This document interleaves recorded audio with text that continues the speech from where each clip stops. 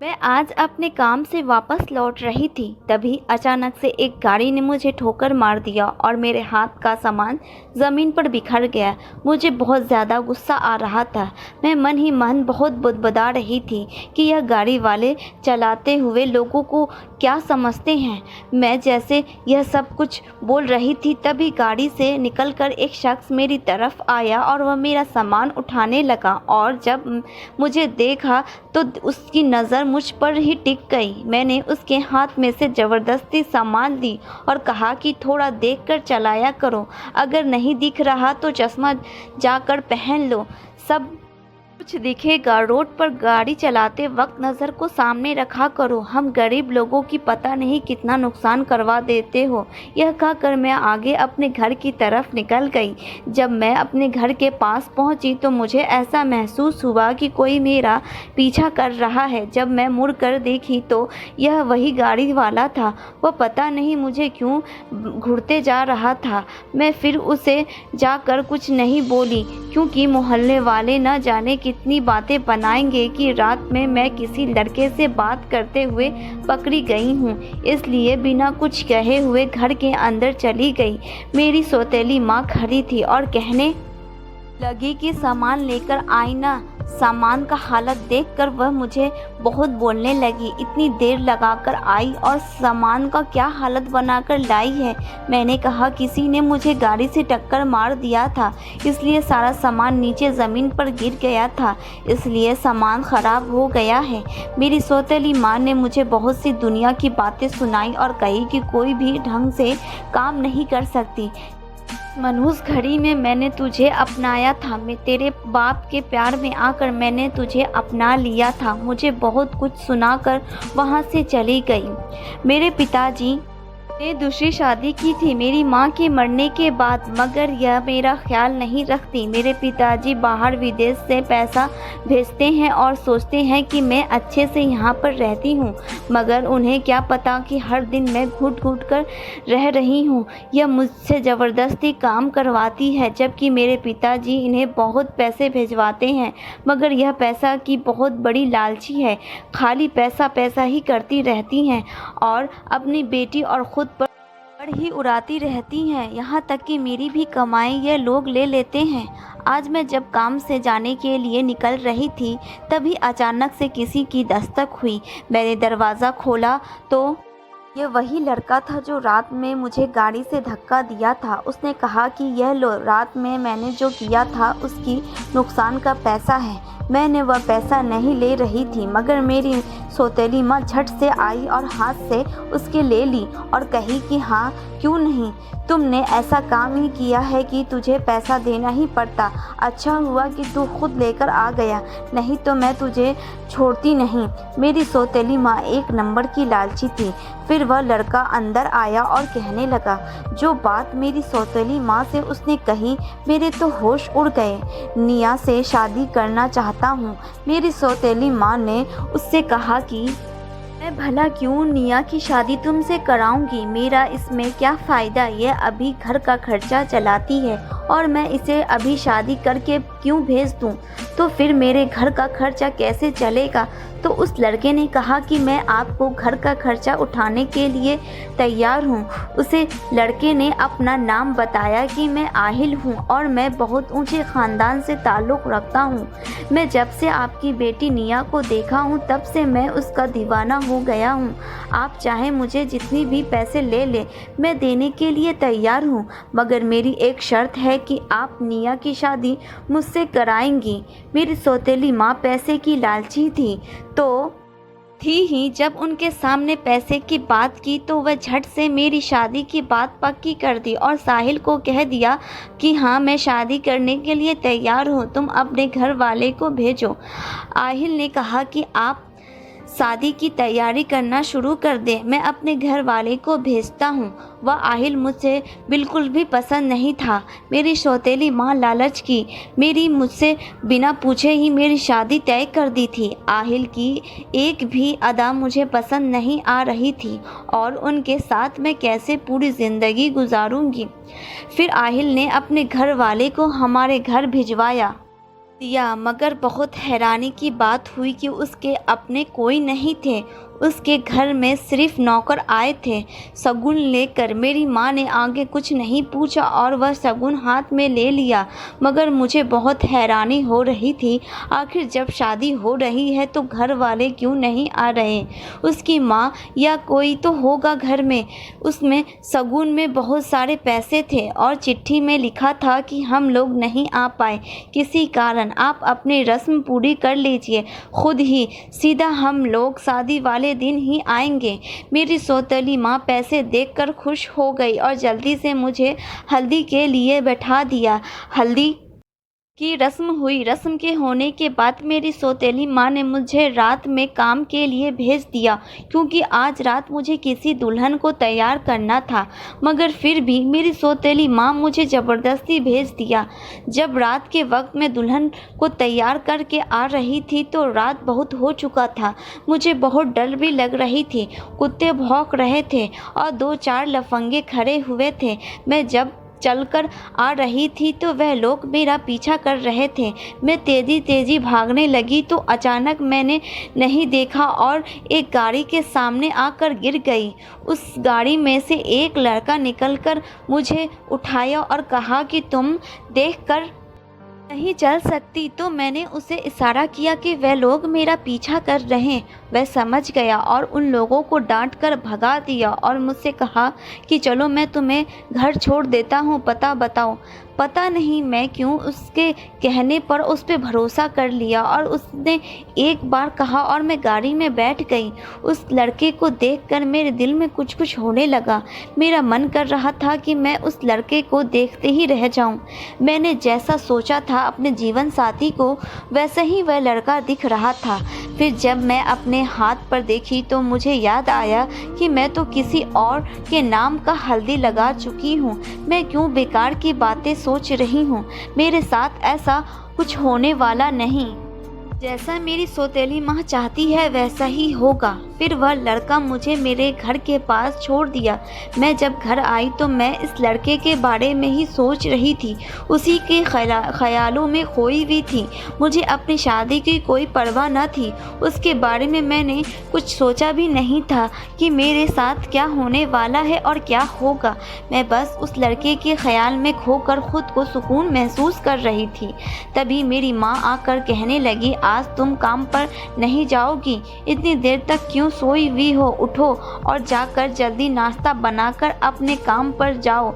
जिस दिन तुम्हारी शादी होगी उसी दिन तुम अपना काम छोड़ देना। अभी 2-4 दिन बचा हुआ है, इसलिए तुम्हें काम पर जाना ही होगा। मैंने माँ से कहा कि अब तो मुझे हल्दी लग चुका है, मैं बाहर कैसे जाऊँ? मगर वह मेरी बात नहीं मानी और मुझे ज़बरदस्ती काम पर भेज दिया। मैं ब्यूटी पार्लर में आई, अपना काम कर रही थी तो पता नहीं मेरा मन काम पर नहीं लग रहा था। मेरी नज़र उसी लड़के को ढूंढ रही थी और जब मैं काम कर बाहर निकली तो सामने वही लड़का खड़ा था। मैं तो पहले सोची कि शायद मैं सपना देख रही हूँ, मगर मेरी दोस्त ने कहा कि देख वह लड़का कितना हैंडसम है, कितना अच्छा दिख रहा है, हर लड़की इससे बात करना चाहेगी। जैसे ही वह बात कही तो मैंने कहा कि कल रात जो मेरी मदद की थी ये वही लड़का है। तो वह लड़की मुझे चिढ़ाने लगी और कही कि तू तो बहुत खुशनसीब है कि इस लड़के ने तुझे मदद की। फिर मैं अपनी दोस्त को वहीं पर खड़ा कर आगे बढ़कर उस लड़के के पास गई और उसका शुक्रिया अदा की। तुमने रात को मुझे उस गुंडे से बचाया। तभी उस लड़के ने कहा, तो क्या हो गया? कोई भी लड़की रहती तो उसके साथ भी मैं वैसा ही करता जैसे मैंने तुम्हारे साथ किया है। अब इसमें शुक्र अदा करने की क्या बात है? वह लड़के के अंदर एटीट्यूड बहुत बड़ा हुआ था। वह मुझसे सही से जवाब नहीं दे रहा था, मगर न जाने क्यों मैं उसके पीछे पड़ी थी। वह मुझे सही से बात नहीं कर रहा था, मगर मैं उससे बात करने के लिए मरी जा रही थी और फिर मैं अपने घर पर आई। मेरी शादी के दिन करीब आ गए थे। घर में शादी की तैयारी चल रही थी, मगर मुझे यह शादी बिल्कुल भी पसंद नहीं था। पता नहीं वह लड़का मुझे क्यों नहीं पसंद आ रहा था। वह चलकर खुद आया था मेरे पास, मगर मेरी सौतेली माँ सिर्फ पैसे की लालच में मेरी शादी उससे ज़बरदस्ती करा रही थी। आज रात मेरी शादी थी। उस शादी की तैयारी चल रही थी। मैं दुल्हन बनकर बैठी हुई थी, मगर फिर भी आज मैं उसी के बारे में सोच रही थी। तभी अचानक से मेरी सौतेली माँ दौड़ते हुए आई और कही कि आहिल ने किसी को धक्का मार दिया है, पुलिस उसे पकड़ कर ले गई है। मेरी सौतेली माँ ने कहा कि जा, तुझे पुलिस स्टेशन में बताना है कि तेरी शादी उससे होने वाली है। तू अगर अपना सब कुछ बताएगी तो आहिल को छोड़ देगा। मैं दुल्हन के ही कपड़े में पुलिस स्टेशन पहुंच गई। पुलिस को सारी बात बता रही थी, पर वह मेरी बात मानने को तैयार नहीं था। मैं थक कर बाहर आ गई। निकली जब तो देखी वह लड़का बाहर खड़ा था। मैं उसे देखकर एकदम चौंक गई और मैं उससे देखती ही जा रही थी। आज मेरा मन कर रहा था कि मैं अपने दिल की बात उससे कह दूं, ये भी जानते हुए कि मेरी शादी आज ही होने वाली है, मगर पता नहीं क्यों मैं उसके करीब जाकर अपने दिल की सारी बात कह दी। मैं आपसे प्यार करती हूँ और मैं आपके बारे में ही सोचती रहती हूँ। पता नहीं मेरा दिल क्यों आप पर ही आकर रुक गया है। उसने मेरी तरफ देखा और कहा कि तुम्हारा दिमाग तो नहीं खराब हो गया? आज तुम्हारी शादी है।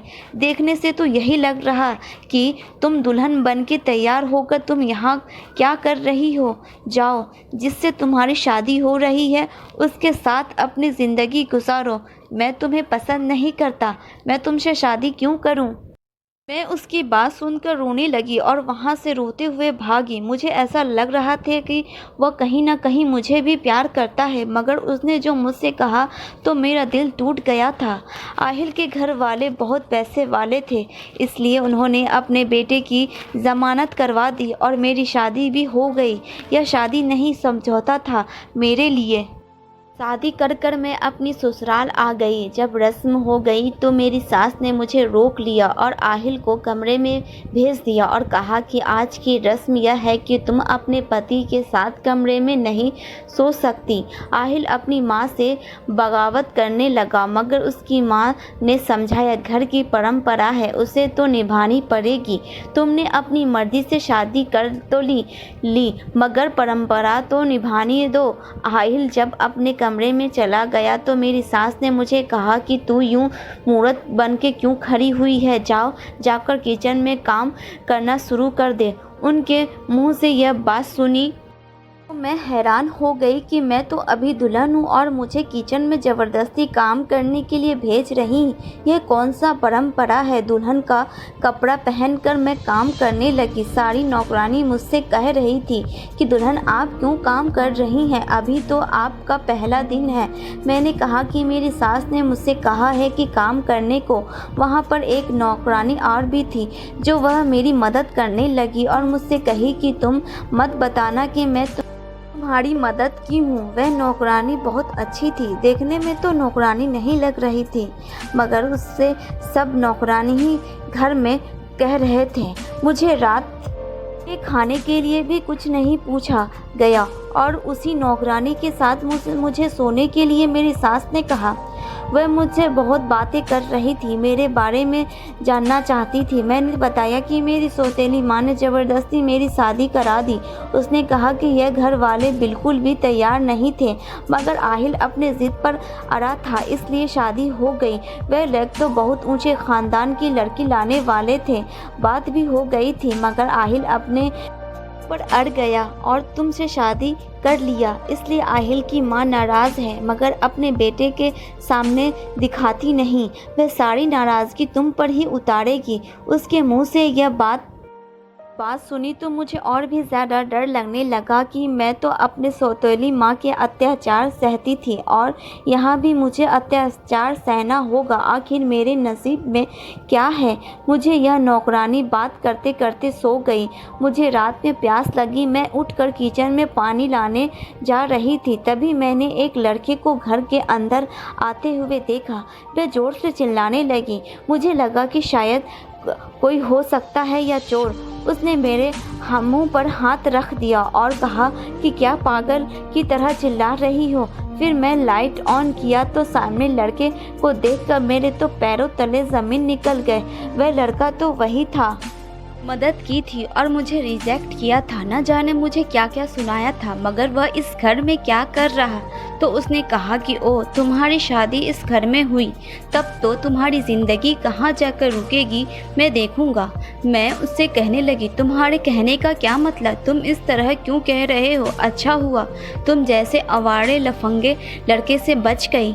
यह लड़का एक नंबर का आवारा था, रात में देर से आता और पीकर आता था। मैंने इसे क्या समझा था और यह क्या निकला। अच्छा हुआ कि इसने हाँ नहीं किया, नहीं तो मेरी ज़िंदगी ही बर्बाद हो जाती।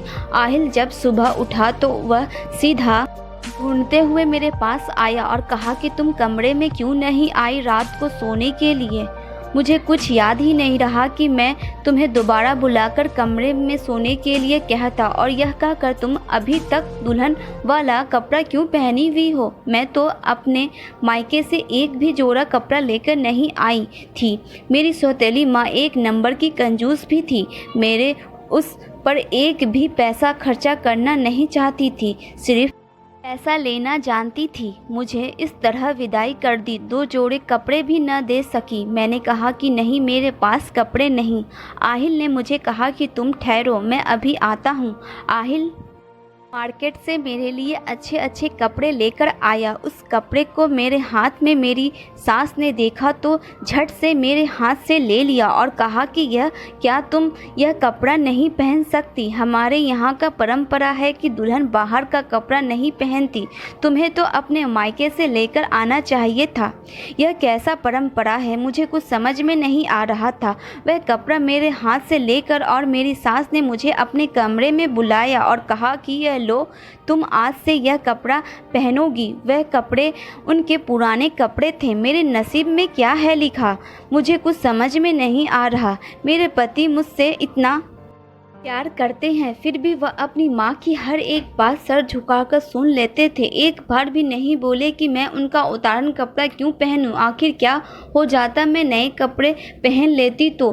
खैर, मैं इस झमेले में पड़ना नहीं चाहती थी। यह तो मेरी सौतेली माँ ने मेरे साथ यह सब किया है। मेरी सास आहिल को समझा रही थी कि अभी उसे एक बैग सब कुछ लाकर मत दो, नहीं तो वह सर पर चढ़ जाएगी और तुम्हारी इज्जत नहीं करेगी। यह छोटे घर की लड़की आई है, इसे क्या मालूम अमीर लोगों के ठाट बाट, इसलिए तुम कुछ नहीं कहना। इसमें धीरे धीरे घर का तौर तरीका खा दूंगी। बड़े घर की बहू कैसे रहती है। मेरी सास मुझ पर बहुत जुल्म करती थी, मुझे हमेशा ताना मारती, मुझे नौकर से कम दर्जा नहीं देती थी।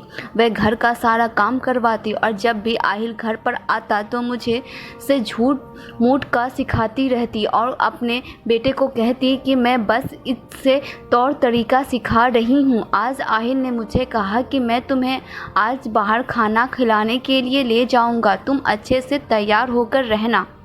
मैं तैयार हो गई। जैसे ही बाहर तैयार होकर आई तो मेरी सास ने मुझे देखा तो उसने मेरे कपड़ों पर कैंची लगा दिया और कहा कि तुम्हारी हिम्मत कैसे हुई आहिल के साथ बाहर जाने की। तुम कहीं नहीं जाना, तुम कुछ भी बहाना करके आहिल को मना कर दो, मगर तुम उसके साथ बाहर नहीं जाओगी। आहिल थोड़ी देर बाद मुझे बाहर जाने के लिए लेने के लिए आया। मैं अपना सारा मेकअप उतार दी थी और मुझे इस तरह देखकर आहिल ने कहा कि तुम्हें क्या हो गया, मैं तुम्हें बाहर ले जाना चाहता हूँ और तुम जाने के लिए तैयार क्यों नहीं हो। आखिर चाहती क्या हो, तुम्हें हो क्या गया है। मैं तुम्हें ले जाना चाहता हूँ बाहर और तुम जाने के लिए क्यों नहीं तैयार हो। आखिर चाहती क्या हो। मैं तुम्हें हर तरीके से अपनी बीवी मानता हूँ और तुम हो कि पता नहीं ये रिश्ता क्यों नहीं निभाना चाहती। आखिर चाहती क्या हो। उसने गुस्से में न जाने मुझे क्या क्या कह दिया और गेट का दरवाज़ा जोर से बंद करके चला गया। अब मेरी सास को एक और बहाना मिल गया आहिल के कान भरने का। मुझे जब भी डांट पड़ वह लड़का जो आहिल का कज़न था वह मेरा आकर मुझे उन लोगों से बचाता था। आहिल को बर्दाश्त नहीं हुआ। गुस्से में मेरा हाथ पकड़कर अपने कमरे में लाया और कहा कि खबरदार, तुम उसके पास भी नहीं जाना। मैंने कहा मैं उसके पास नहीं गई, वह खुद ही मेरे पास आकर आप लोगों के खिलाफ खड़ा हो गया है। मैं तो यह चाहती भी नहीं हूँ, क्यों आपके खिलाफ जाऊंगी। आखिर आहिल ने कहा कि आइंदा मैं तुम्हें उससे बात करते हुए नहीं देख सकता। तुम्हें आखिरी बार कह रहा हूँ, वह मेरा भाई नहीं दुश्मन है। इन दोनों भाइयों के चक्कर में मैं फंस गई थी। बिना वजह का साहिल मेरी तरफदारी करने के लिए आ जाता था और ख़ास करके जब आहिल वहाँ पर खड़ा होता तभी वह कुछ मुझे काम करने के लिए कहता। आहिल यह सब देखकर मुझ पर शक करने लगा और आहिल इतना गिर गया कि मुझे हाथ भी उठाने लगा। वह सब सिर्फ साहिल की वजह से हो रहा था। आखिर वह चाहता क्या था? मुझे चैन से जीने क्यों नहीं दे रहा था? आहिल ने मुझे कहा कि साहिल हर आए दिन नई लड़की को लेकर उसके साथ अय्याशी करता है। वह लड़का ठीक नहीं, तुम उससे दूर ही रहो। इसलिए मैं तुम पर गुस्सा करता हूँ, कहीं वह तुम्हें अपनी बातों में फंसाकर तुम्हारे साथ भी कुछ ऐसी वैसी हरकत न कर दे। इसलिए मैं डरता हूँ। वह बहुत ज़्यादा बिगड़ा हुआ लड़का है। वह घर में किसी की बात नहीं सुनता सिवाय साहिल आंटी के। साहिल आंटी वही है जिसके साथ मैं रात को शादी वाले दिन सोई थी। आज घर में पार्टी थी। आहिल ने मुझे बहुत महंगे ड्रेस और ज्वेलरी लाकर दिए थे। शादी का रिसेप्शन बचा हुआ था, इसी खुशी में यह पार्टी थी। मगर यह पार्टी मेरे लिए बहुत यादगार बन गई।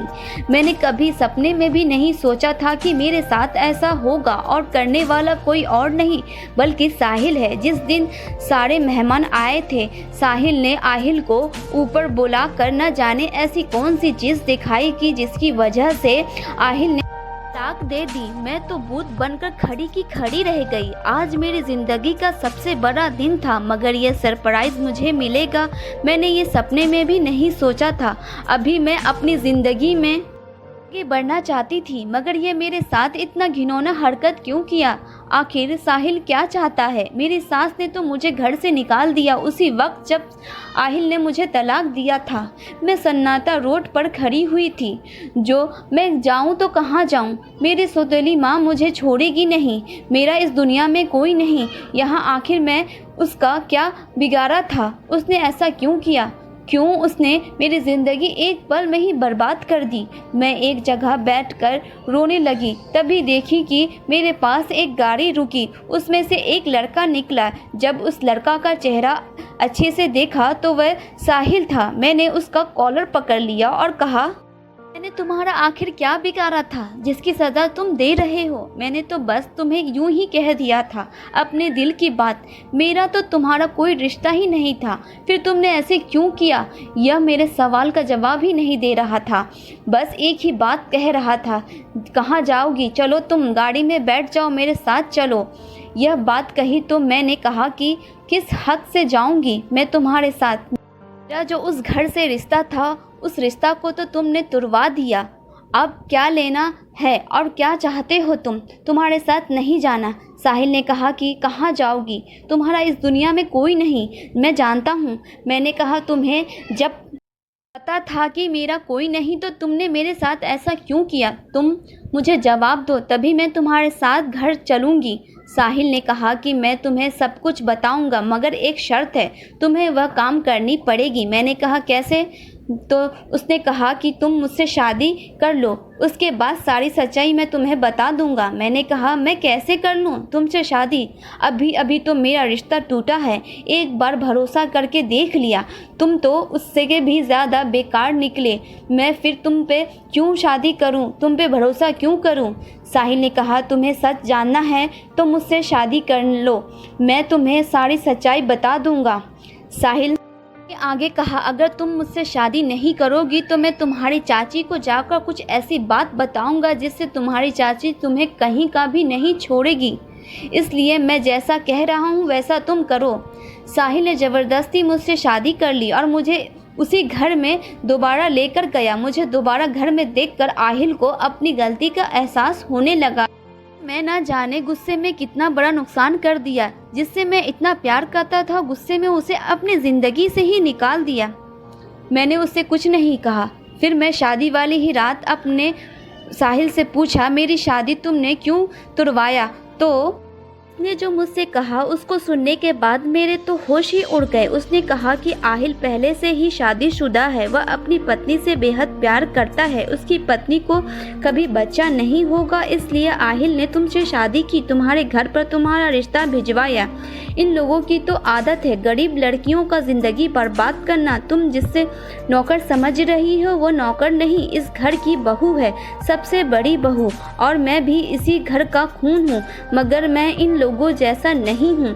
मुझे उसके बात पर यकीन नहीं आया और मैंने उससे, तुम पर यकीन नहीं हो रहा तो उसने कहा कि ठीक है, मैं तुम्हें सबूत दिखाता हूँ, तब तो यकीन कर लोगी ना। उसने अपने जेब से मोबाइल निकाला और आहिल की पहली पत्नी का शादी का फोटो दिखाया। तो सच में आहिल पहले से ही शादीशुदा है। मैंने कहा वो मेरे साथ ऐसा क्यों करना चाह रहा था जबकि वो शादीशुदा है। तभी साहिल ने कहा कि आहिल की जो माँ है उनके साथ भी ऐसा ही हुआ जैसे तुम्हारे साथ हो रहा है।